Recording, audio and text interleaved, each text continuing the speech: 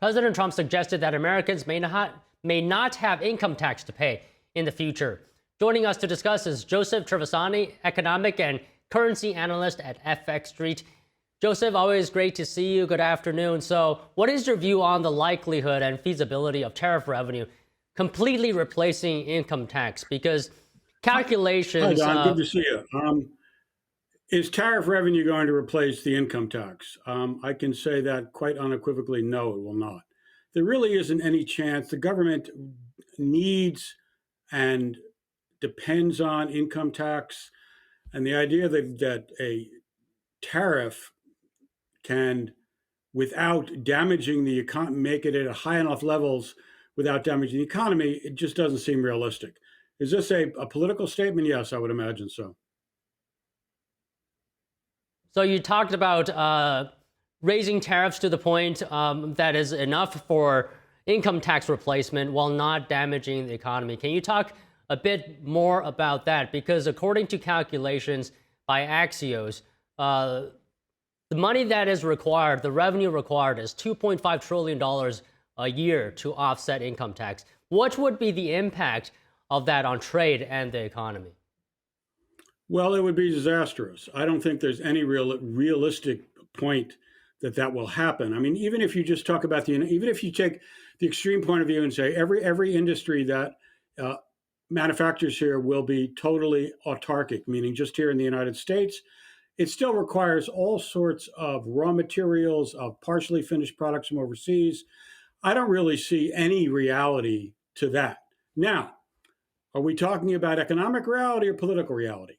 As far as a political reality goes, I can see why a political party or a president or a leader might want to posit this as a goal to reach for. But as far as a realistic economic policy, I don't see it being very realistic. So, another side of this is, do you think tariffs are a sustainable revenue source for a country in general? Yes, that's true. And they are a sustainable revenue source if they stay in place. Meaning, for many, many years after the Second World War, there were very few tariffs in the United States for incoming goods.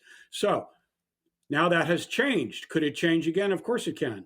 So the idea that you're going to have a steady stream into the future from a revenue source, meaning tariffs, that will remain unchanged, since Trump himself and his administration has used tariffs largely as a negotiating point to get other countries to change their tariff regimes, their import quotas, things like that.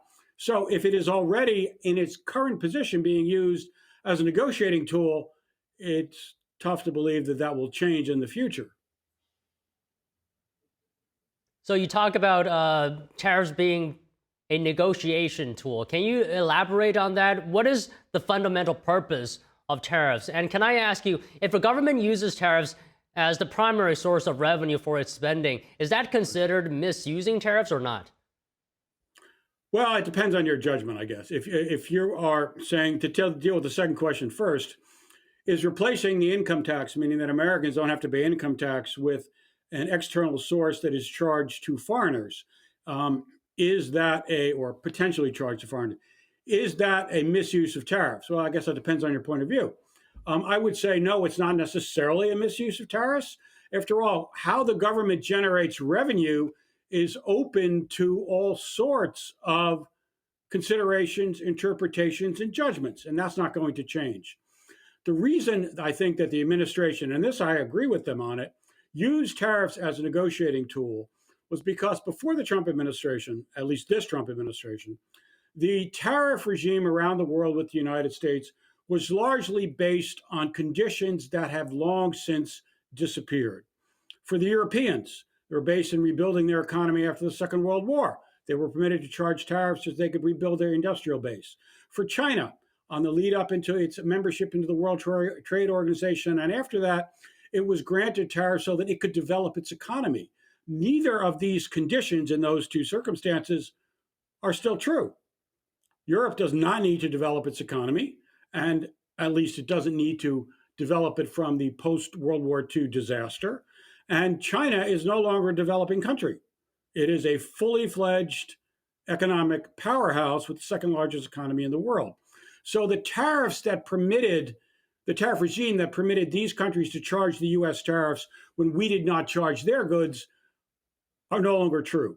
And that is the reason that Trump used tariffs on incoming goods to change that pattern. All right, understood. Joseph, another topic I wanted to talk to you about today. Your thoughts on these Trump accounts where newborns will get a $1,000 deposit. How much money could this initial $1,000 turn into after 18 years? After 18 years, you're going to probably, I don't know, depending on what the economy goes, you'll be at, I don't know, $10,000. That's a guess if it's 18 years. I do know that with the run of the stock market over the past 15 years, I can just speak from my own experience that my daughter's 529 accounts here in New York State have tripled in value in about 12 years. So there is a real potential for this. But again, remember, it's based on equities primarily because that's where your money is. Is this a good idea? Of course it's a good idea. How could it be a bad idea? But its value, I think, for the moment is, of course, political. But we are heading into an election year. So do you think it's likely that parents will have to put additional contributions into the account to see a more meaningful amount of money? Yes, the more money you put into an account like that, of course, the better it performs. Whether the terms of these accounts will require parents to put in a certain amount of money or have the government match it, I don't really know. I don't know that the details are out on them. But just in general, an investment account is a good idea. There isn't really anything negative about it. And if the government is providing $1,000, that's $1,000 that some people won't have to provide. Well, all right. That's it, Joseph, for today. Thank you for coming on, and always great to speak with you. Thank you very much. Thank you very much for having me, Don. Always good to see you. Yeah, good to see you.